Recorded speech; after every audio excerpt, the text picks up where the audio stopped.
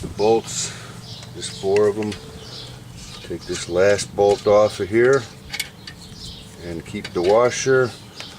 These are original washers. You can see they're crack very easily. The easiest way to take the whole assembly off without taking the rear universal yoke off. Okay.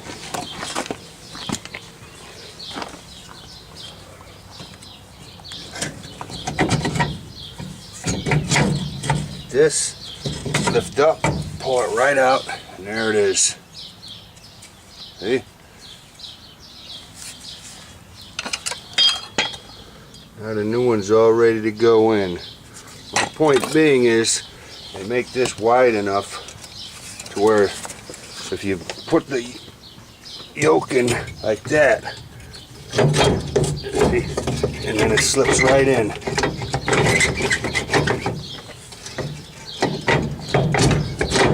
Right into place.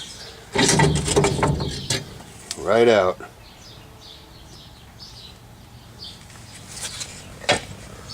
So that's the right way to do it.